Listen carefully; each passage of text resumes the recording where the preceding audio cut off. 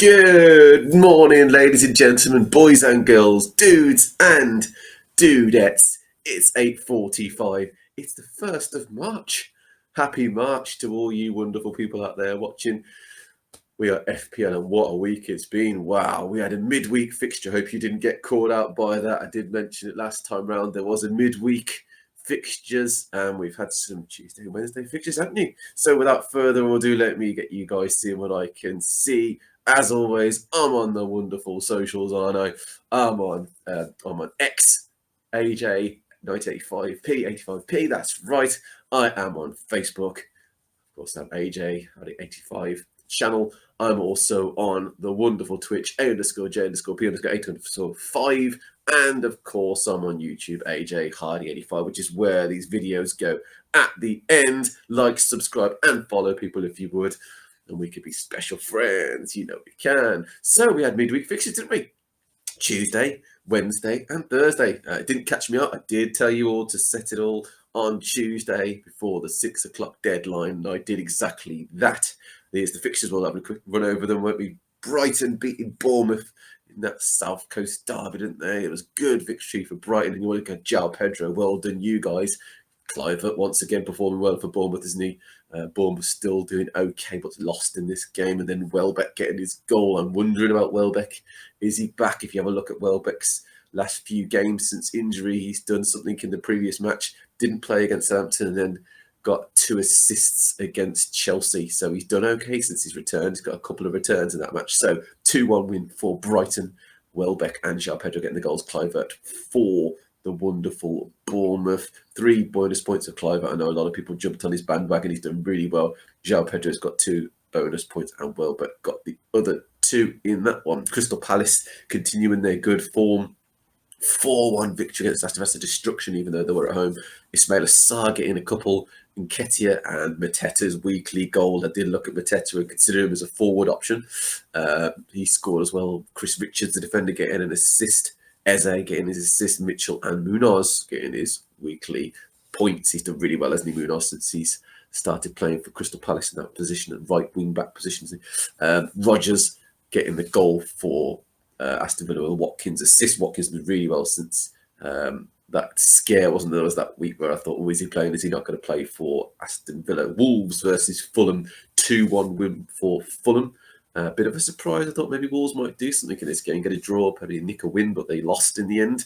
João Gomez getting the goal. I think he's João Gomez. Yes, João Gomez. I always get his name mixed up. Jose and João. Semedo getting the assist for Wolves. Muniz getting a goal for Fulham, and Sessegnon getting that goal as well. Adama and Andreas Pereira getting the assist. Interesting Munoz, isn't it, really? At the start of the season and sort of during that purple patch, Raul Jimenez was the man to go to, wasn't he, for Fulham? Muniz's take over that. Clearly, Chelsea beating Southampton 4-0. Wow. There was me thinking I might get rid of Colwell this week and maybe even look at Palmer, moving him on. Colwell got a goal as well, not only a clean sheet and a goal. Great performance from Levi Colwell. I watched the game, really good game from Chelsea. Pretty good. Southampton did push a little bit, as they do pretty much most games, but huffed and puffed and got nothing out of it in the end. Colwell with a goal, Cucurella with a goal, and Cuckoo getting a goal, and Pedro Neto and Cuckoo getting another assist.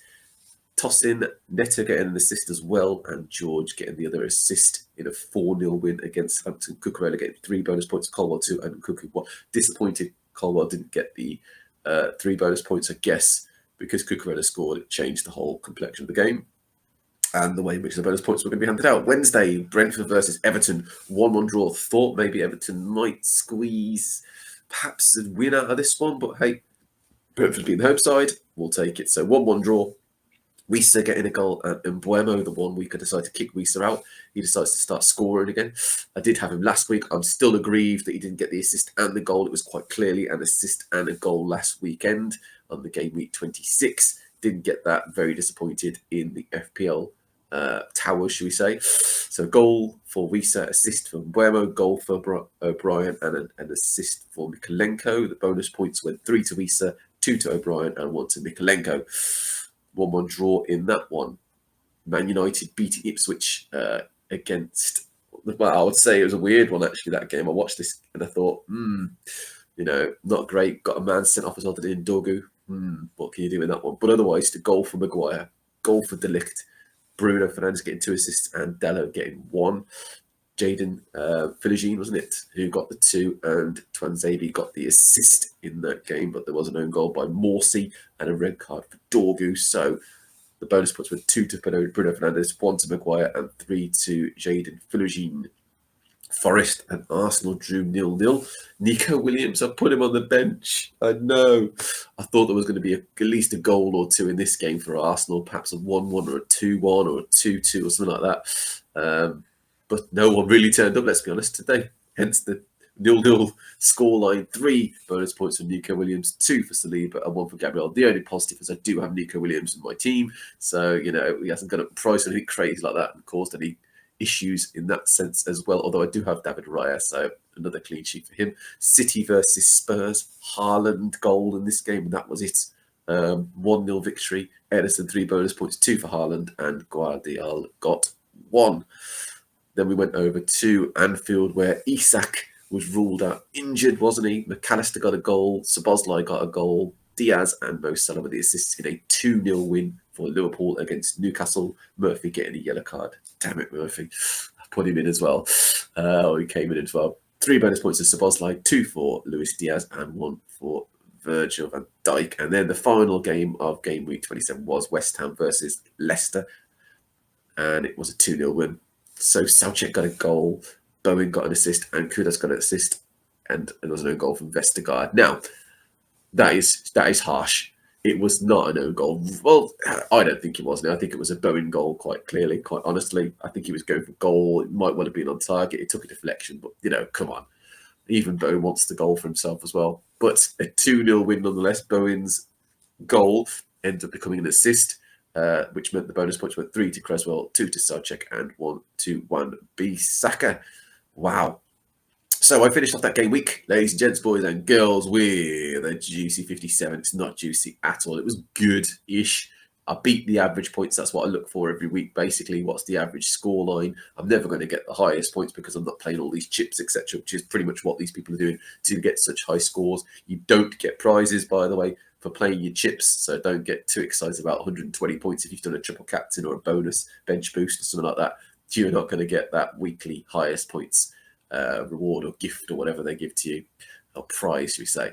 57 points I got in the end. 6 from Raya in his draw against Nottingham Forest, 6 from Mikalenko because he got an assist against Brentford, 6 for Konaté with that clean sheet against Newcastle, 14 for that goal and clean sheet for Chelsea and Colwell, 3 bonus points for Palmer with the clean sheet and 2 points. Salah got an assist and therefore got me 12 as a captain. Nwaneri got a clean sheet and 2 points against Forest, who got me 3. Dango didn't do a great deal in the match against Brighton. He got me 2. And Jacob Murphy got a yellow card and didn't do much against Liverpool. Got me 1. Mamouche. Yes, I will say this now. I did bring in Mamouche. I was excited by his performances. He's been live wire even against Tottenham. He scored technically, but he was offside, wasn't he? So he got 2 points in the end, and Wood against Arsenal got 2 points as well. My bench ended up being Fabianski, 0 points. Isak was injured. Nico Williams got 9 on the bench. I know a lot of people are screaming, going, why didn't you play Nico Williams against Arsenal? I just thought Arsenal might have got a goal, that's all. And Greaves got a 1, so, they get a goal. Strictly speaking, my defence did well. So 6, 6 and 14 is okay, so I got a good score out of that. I didn't get the 9 from Nico Williams, so Nico Williams would have actually come in for someone like Jacob Murphy or Nwaneri or Dango, because those are the 3 players that I probably would have gone, maybe I'll bench one of those instead. Jacob Murphy was an auto substitution. Yes, he was for Isak, so I actually got Newcastle coverage and got a 1 out of it at the end. So yes, I ended up 57 points. Let me know, guys, girls, boys and girls, dudes and dudettes, what point score you got on game week 27 as we roll to game week 28. Now, game week 28 is on the 8th of March. It is a week or so away, so you guys have got plenty of times to get your team sorted. 11 o'clock is the deadline on the 8th of March, on Saturday. The games are as follows: Forest versus City. That's going to be a decent match, isn't it, with Forest's doing well this season. Be interesting to see that scoreline, and I think maybe a victory for Man City just, though. I think they might squeeze a 2-1 in that game as well. Haaland looks like he's slowly back into scoring the goals. Mamouche is looking a bit dangerous on that wing, so I reckon you might see a 2-1 win in that game. Brighton versus Fulham. I think the Brighton possible win. They're at home. That's what makes me think favour them for this particular game. João Pedro looks like he's back. Welbeck doing well as well, but João Pedro is ever the tease, isn't he, in this game? 1 minute you bring him in, he does nothing, and then 6 game weeks later he'll get a hat-trick or something, and everyone will start jumping on the João Pedro bandwagon. Muniz looks like he's a little bit in form for Fulham, so maybe he might get a goal. 2-1 in that one. Crystal Palace, I think, are going to get a straight win against Ipswich. They are doing so well. Mateta, as a man, obviously, to watch. He has been brilliant for Brighton. For Crystal Palace this season. So Mateta is a man to watch for Crystal Palace. In terms of assists, you watch Eze, you think Ismail Assar, brilliant wingers. Those might do a job for them against Ipswich. If Ipswich have got any chance, it's going to come through Delap, isn't it, really? So keep an eye on that. So maybe Leif Davis as well, because he's quite good on the fullback position or wing-back position. Liverpool, Southampton, need I say anymore? If Liverpool don't win this, it is an absolute shock, beyond shocks. Liverpool at home, Southampton have been terrible. Away from home, they've been pretty terrible all season, to be honest with you, in general. So, in terms of scoreline, simply put, Liverpool win. And I can see Salah running right in this game as well. Maybe 2 goals for him, perhaps even an assist in maybe a 4-0 win. I obviously have Kanate as well, so I'm expecting hopefully a clean sheet on that one. Brentford versus Villa, good game that's going to be. Both teams are a little bit shaky at the moment. Aston Villa losing the previous match, Brentford drawing it. Not the greatest games in the world, but this one's going to be a decent one. In terms of scoreline, I can see probably a 1-1, 2-2 draw in this game. Obviously, Visa and Mbeumo are the man to watch for Brentford. Aston Villa, it's going to be Rodgers, isn't it? Rodgers and Watkins. But we say those two. Don't forget, Villa have Rashford and Asensio in their team as well. You think, and people ignore Leon Bailey, but he's a bit of a live wire on that wing when he's fit and playing. So 2-2 draw in that game. Wolves versus Everton, 1-1. Everton are sound defensively to a degree. I know they've conceded, but they look decent. And they've done okay. Beto's done quite well recently as well, so he's a man to watch for Everton. Beto. As for Wolves, there's only one man we're going to talk about, isn't it? Cunha. Wow. I thought maybe he'd go off, a decline a little bit at the start of the season. He scored 4 in 5 games. Wow. Matheus Cunha, what a player he is. There's no surprise that he's linked to loads of clubs now. He's got a release clause in the summer as well, even more enticing he's going to be. So Matheus Cunha is going to do a job. Maybe Beto for Everton, although Abdullah Doucouré has done quite well recently as well for them. So maybe he might be involved in that. Then we've got the Sunday matches, haven't we? Chelsea versus Leicester. A bit like the Liverpool-Southampton game. Surely Chelsea win this one, probably even with a clean sheet. Hopefully, that'd be lovely. I still have Colwell, I still have Palmer. I want Palmer to come alive. This is a great opportunity for Palmer to prove those doubters wrong that have mass sold him or kicked him out. Palmer, I think, might do something in this game, and it might make people think, put the brakes on, transfer out. He doesn't blank the following game week as well, which we'll look at. But yes, Chelsea versus Leicester, 3-0. I can see 2-3-0 in that game. Palmer involved, perhaps an assist, maybe a goal to get his confidence back up again. Spurs, Bournemouth, that's going to be a game as well. Maybe being the home side, I slightly favour Spurs, and also Bournemouth lost last game out, didn't they, against Brighton? So Spurs are at home. Maybe a 2-1, maybe a 1-0 win in this one. Son, the man to watch for Spurs. If they even put him in the first 11, because he's been on the bench, hasn't he? Obviously, Kulusevski's done quite well for them. So maybe those guys, Bournemouth-wise, we can't look beyond Kluivert, can you, really, in terms of the opportunities? Semenyo, Kluivert and Dango have been really, really good up front. So maybe those three combining in some form. But I think Kluivert is going to get a potential goal if it does end up with a 2-1 win to Spurs. And then we've got a big game, United-Arsenal. A big game being because always this match is a massive game. I'm an Arsenal fan. But against Manchester United, it's always a heated game. I think it'll be the same. United are looking to get more wins under the belt. They got a win last time round, and they just against Ipswich. They'll probably go all out there at home at Old Trafford, so they're going to want to put in a performance. So that's going to be a good game on Sunday at 4:30. I think it's going to end up being a draw. I really do. I think it's going to be a goals draw as well, maybe a 1-1 or possibly a 2-2. So I think United will score. I think that maybe Garnacho get involved in this one. He's been a bit sulky, hasn't he, recently?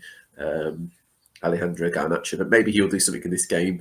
Him and Højlund potentially getting the goals. Bruno Fernandes naturally involved as well. Probably get the assist, or maybe even a goal and an assist in this one. Arsenal-wise, Odegaard is the man to watch, really, in the absence of the rest of our forward line. No Martinelli, no Havertz, no Saka. So yeah, it's basically Nwaneri, Trossard, and Odegaard, and behind him Marino up front, which is an odd one. I personally don't agree with that system. I don't know about any of the Arsenal fans out there. To me, rightfully or wrongfully, it should be Sterling, Trossard, and Nwaneri playing. And then Odegaard playing sort of slightly deeper in his usual position, sort of advanced midfielding. So yeah, I reckon this game will be a 2-2 draw. Arsenal potential goals maybe come from Sterling, for example, and Trossard. Odegaard, I think, will probably get a goal, probably penalty spot or free kick or set piece of some kind. So 2-2 in that one. And then we've got the final match of the game week, which is on the Monday, 10th of March. West Ham versus Newcastle. Really good game, actually, I think, this one, purely because West Ham have done quite well. They're in good form, and Newcastle are a bit on the dip. Personally, I can see Newcastle squeezing this one. Really, really close game. I think it might be probably a 2-1, just about win. Last couple of minutes, Newcastle winner. Isak is the big man, really. If he plays, Newcastle win this 2-1. If he doesn't play, it could easily be a draw. A 1-1 draw. Bowen and Kudos really, really doing well for West Ham. Even Soucek, you can throw in the equation there. You got a goal in the previous match. Newcastle-wise, you look at definite Isak, don't you really? Anthony Gordon, Jacob Murphy on the other wing. So yeah, I can see a 1-1 or a 2-1 if Isak plays in this game. So we'll see how he goes on the Monday, 10th of March. Price changes as of today. Asensio's gone up to 6.1. Henderson, the goalkeeper's gone up to 4.6. Mateta's gone up to 7.5 million. The fallers, Havertz has gone down. He's injured anyway at 7.7. Sanchez has gone down. I think he's lost his place with Jorgensen to 4.5. O'Shea's gone down to 3.9 at Ipswich, and Vardy's gone down for 5.3. No Vardy party at the moment. Price predictor, just to go over that, Joelinton is expected to go down tonight, although he is injured, so not sure about that. Trossard is expected to go down. Isak is injured, but is expected to go down as well. Fabianski is expected to go down. Aina is expected to go down as well. Konsa expected to go down, and Jacob Murphy expected to go down. We'll have a look at the progress bar the other way. Alisson Becker maybe going to go up. He's quite high up on their Sade maybe as well. Over at Brentford, Gahey maybe, but he's got a bit of a knock. Buemo's expected to go up soon. Pickford, maybe Kirkes, Kanate as well. Neto, Minter, Cucurella, and Bowen maybe potentially going up.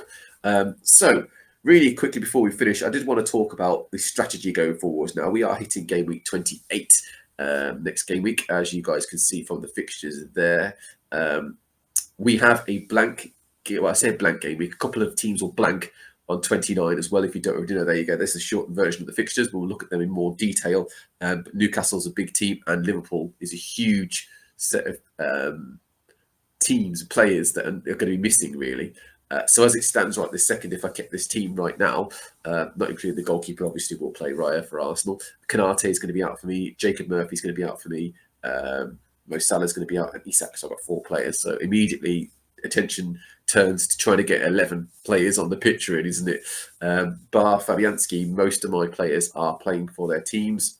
We know all the team players that you see there are playing. Isak's out injured, but hopefully he'll be back for next game week, definitely for 29, all being well. Nico Williams on the bench for me, but we know he'll play for Forest, and Greaves is also on the bench for me, who will not play for Ipswich. So I can get a start 11 out. So the plan really going forwards is there's no reason for me to use any chips just yet. I will be keeping an eye out just before game week 30, so the 1st of April, we'll have FA Cup. All the fixtures will be out of the way at that point as well, so be able to work out who and what is going to happen now for the weeks after that point. So game week 32, 33, 34, 35, going on, we can sort of see what type of strategy we're going to go with. My intention really is to start pulling the sort of pressing the button and going for it with things like wildcards very soon. Also, I've got a bench boost, which I'll probably play maybe around game week 33. When the fixtures start to look decent as well. I also have a triple captain. Again, that's going to make for a double game week potentially.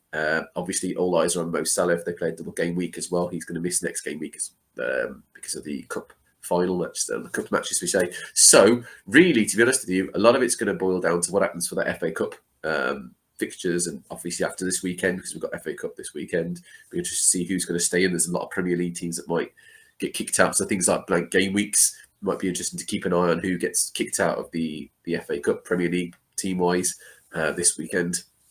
And then we could start to slowly plan what we're going to do going forwards, really. I think, personally, from my perspective, it's going to be a wild card around the game week 30, 31, 32, around that sort of time to look into plan for the next weeks coming up to that point. I need a clear picture, as does anyone, really, when they start to plan for fixtures and plan for these kind of chips usage. So all will become clear. More will become clear more so after sort of game week 33, 32. And we'll have a good idea of where we're going to go with that, really. I will pull the trigger on each of them, potentially one after another, to get the maximum out of them. So wild card, followed by maybe perhaps a bench boost, then go for the triple captain, and then those kind of things, really getting them out of the way. And then I do have a free hit. Free hit is an interesting one. In previous season, I've used free hit to navigate maybe a blank game week alongside. Yes, I've used a free hit basically for a blank game week, to be honest with you. Because obviously it's been such a big, heavy blank game week that usually what I do is I bring in the free hit and I get in all the players that I can for that week. This season, I've changed my tactic. I can navigate game week 29 quite happily without making any major transfers. And that should get me 11 players, all being, injury wise. I will have, sorry, I got croaky throats again. I will have a free transfer leading up to game week 29 as well. So worst case scenario, my plan is to bring out a Newcastle player today or in the next few sort of next game weeks or the next few weeks. And that'll then free up an opportunity for me to have a free transfer then to bring in someone else if an injury is there. It's a contingency, really. So I'll have one free transfer leading up to game week 29, which is where the blank game kick in for Newcastle and for Liverpool. If I have a free transfer, then if any injuries kick in, provided it's not too severe, I can just bring in that one player and then swap them over. So, as mentioned, game week 29 should be all fine. Shouldn't need to worry too much about, wild card or anything extreme like that. Should be okay. Just simply bringing a transfer, changing things around, and then I should have 11 players really to start that game week. So, as you can see there, I'm all good. I'm all ready. I'm all sort of prepared, but not fully. A lot of things will revolve around the FA Cups and all the fixtures before game week 30. So I will be keeping a close eye on that. My team as it stands right now is okay. I have got one small thing I want to do to it before game week 28. So I will be pulling the trigger on a transfer. It's more just to prepare for that blank game week 29. Otherwise, technically speaking, I've got a starting 11. Newcastle, Liverpool players will be benched. I don't want to sell them. I've got value in Salah. I've got money tied up in Isak, and I've got money tied up in Kanate. I see them as being season stays for me now, even though I brought in Isak quite late on. Therefore, the rest of the team will merely play instead. Whether they fully start, whether they come on as substitutes, I'm not too fussed. I just want to start 11 who are going to get me some form of points during game week 29. So yeah, let me know what your plans are for the next few game weeks. As you can hear from me, I'm sort of fixed in my mindset. I do use things like the chip strategy up here, which is quite useful. And I do keep an eye on Reddit as well to see what other people are doing, but it doesn't mean I'm going to do what they do, just for ideas, just for tips, just to see where their thought processes are. But yeah, game week 30, 31, 32 is a very important set of game weeks for me because it will shape the final part of the season, really, and how I'm going to play my final chips. I have a wild card still free. I have a bench boost still free. I have a triple captain still free. And I also have a free hit. So I have all 4 of the big chips left to go. I don't have the assistant manager. I use that. It's been and gone with slot. So that's fine. I don't have the first wild card, obviously, because that's been and gone a long time ago. So I'm being more strategic, which is the way it should be if you want to maximise your points. This game week, I did okay. I'd say, the game week gone, I've got 57 out of 53 being the average. So that's not bad. Let me know what you guys have got in the comments or in the chat. If you've got any questions, let me know. Obviously, keep an eye on the deadline, which is going to be 11 o'clock on Saturday, 8th of March. Don't forget that. We've got an early kickoff or sort of afternoon kickoff, Forest versus Man City at lunchtime. So keep an eye on that game as well, because that's going to be a great game to start the game week 28. And then we've got 29's blank game week. So keep an eye on that. Target now 29. If you've already got players in from Newcastle and lots of Liverpool players in your team, especially and anyone else as well, Crystal Palace, start to slowly think about how you're going to work with them. Can you afford to bench 3 and then field a 10 or 11? If you're going to sacrifice and say you're not going to sell a player like Salah, for example, or even Mateta if you've got money tied up in him, or even an Isak or someone like that, Gordon. If you're not willing to sell those players, if you've got 10 rather than 11 players or 9 rather than 11 players, are your 9 strong enough to make the points? Because you're going to lose ground a tiny bit. Not much, but you might lose ground a tiny bit. So do factor all that in when it comes to game week 30, 29 and 30. So 29 is be the big blank week. So keep an eye on all that. Otherwise, ladies and gents, as you can see there, I've got an okay points score this week. A little bit disappointed that I benched Nico Williams, but hindsight's a great thing, isn't it? I'm not going to live in that world. I'm enjoying playing the game. In general, my rank has got a little bit better. I'm on 2,196,000. The reason it's got a little bit better is a few weeks ago I was on 3 million something, so now I've dropped quite nicely. I want to get into the million, if not less. And that'll be the final push then towards the end of the season to see if I can get into the few hundred thousands then. So that'll be lovely. Overall points so far is 1,678. So 1,678 I'm on right now. As you can see at the bottom, I have a squad value of 98.5 million. I've got 4.6 in bank. So we will see how we go. We'll see how we go. But I'm quite intrigued about the next few game weeks. I want to navigate it nicely. I want to maximise the use of the chips. Really, I don't just want to throw them around. The assistant manager one, I feel like I used it okay. Probably could have gone Moyes, but I'm not going to work hindsight, really. I played slots. He had the best set of fixtures to go, maximised his fixtures, and I'm happy for the 3 game weeks that I've got out of him, really. Now, as for the rest, it's going to be probably wild card up next, and then maybe a free hit, depending on where the double fixtures sit. Then triple captain, again, depending on where the depending on the double fixtures, or maybe even triple fixtures we might have. And then finally, I will set the bench boot in when I've maximised my bench, when I've got the most amount of players on my bench that I believe can do the best. So that might be towards the last few game weeks of the season. But otherwise, let me know what you're thinking. Let me know your plans. Let me know your point scores, of course, as well. As always, I'm going to be on Twitch and I'm going to be on X and obviously going to be on Facebook. And this video will go onto YouTube afterwards. If you haven't had a chance to watch it, let your friends, family, and any strangers know that I'm doing FPL and fantasy talk. Indeed. But otherwise, don't forget, ladies and gents, on a side point, it is pancake week this week, isn't it? Really, I hope you've got your batter ready and everything to make your pancakes. I certainly do as well. I'm going to make some wonderful Arsenal-style pancakes. Yeah, I've got some red colours. I'll probably put some raspberry sauce or some strawberry sauce on mine to make it themed. But otherwise, make sure you enjoy your March, enjoy your pancake week, because it will lead us nicely up to game week 28, which is approaching on Saturday. Let's see how these FA Cup fixtures go today and tomorrow as well. We'll see some teams drop out. Villa are already through, so they're not going to be a team out of the FA Cup. So Aston Villa, any players you've got tied into them, they are continuing in the cup competition. But there might be a couple of Premier League teams out this weekend, so keep an eye on that. Otherwise, ladies and gents, I will see you fantastic people next Saturday at 8:45 as always, before game week 28. Make sure you've got yourselves focused and ready to go. Enjoy your pancakes. Hope you have some lovely pancakes this week. Otherwise, I will see you superb people next Saturday. As always, thank you so much for watching. Let your friends and family know I'm doing Fantasy Premier League talk. I'm looking at my team from my perspective, but let me know about your teams. I'm interested to see what you guys have got going on and your thought processes for the next few game weeks. Take care of yourselves. I've been AJ. Peace.